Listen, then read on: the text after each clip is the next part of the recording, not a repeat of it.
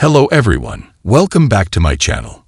Before starting the video, please subscribe and keep watching for more details videos.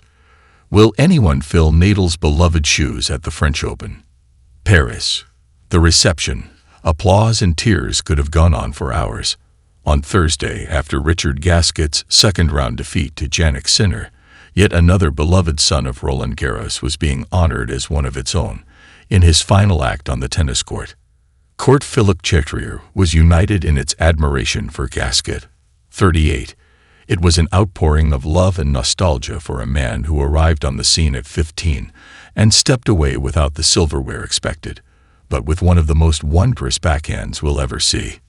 Later in the day, Gael Monfils, also 38, was unleashing his bag of magic tricks against Jack Draper, a player 16 years his junior.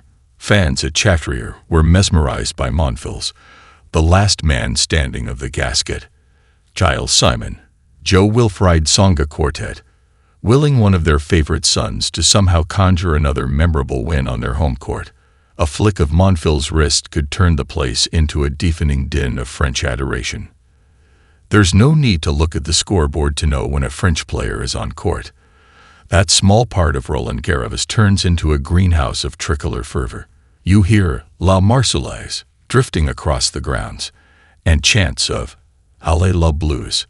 But to be truly loved at Roland-Garros, as a foreigner, takes time. For Rafael Nadal, it took 2 decades worth of titles, sweat and tears to earn a statue and a plaque on Chatrier. I think the French people have a strong feeling for the country, a strong national sentiment.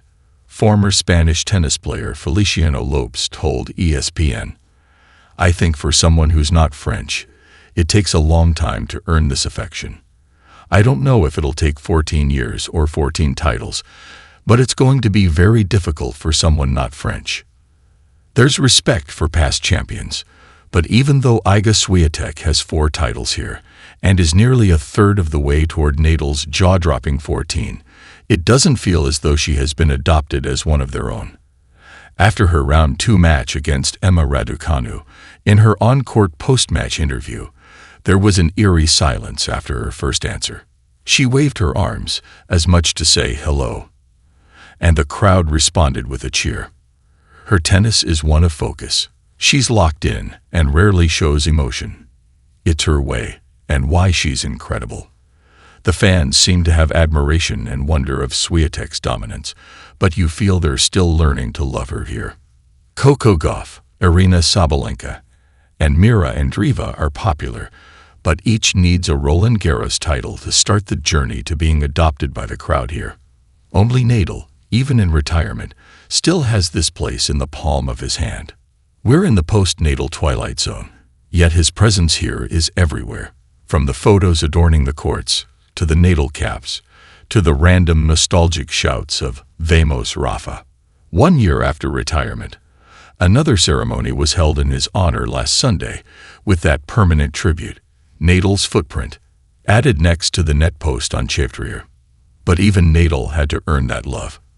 I always felt respected, but it's true that in the first couple of years, I felt the crowd wanted Roger Federer to win, Nadal said Sunday. In some way, they wanted me to lose, probably because they felt that if I lose here, Roger would have a better chance. Roger won in 2009. After that, I think they started treating me completely differently. I can't thank the crowd enough for what they did for me in Paris. And I think they felt how much I love Paris and Roland-Garros. Sitting in the crowd for Nadal's farewell were Swiatek and Carlos Alcaraz, the reigning French Open champions. Alcaraz could be the man who challenges Nadal's crown, but not yet. He was asked after his first-round match if he can ever imagine winning 14 titles. It's something you can't think about. I mean, just one man on the planet was able to do it, and I can't imagine doing it. And then there are the others breaking through on the men's side. No one has had more interest at Roland-Garros this past week than Brazilian 18-year-old João Fonseca. The lines for his first 2 matches were hundreds deep. Spectators snaked around the outside court, hoping to catch a glimpse of the wonderkind. One couple had flown from Brazil to take in what they hoped was his second-round match. They snapped up as many tickets as possible across the courts just to be safe. Arthur Fils is also growing his fan base here, but again, like Gasquet, Monfils, Simon, and Tsonga, he benefits from being a home hope. He has the personality and ability to step into their void as the beloved darling of Roland-Garros, but not in the same way as Nadal. With Rafa, it was a different case. His personality, his charisma. I think they adopted him as a son of Paris, Lopes said.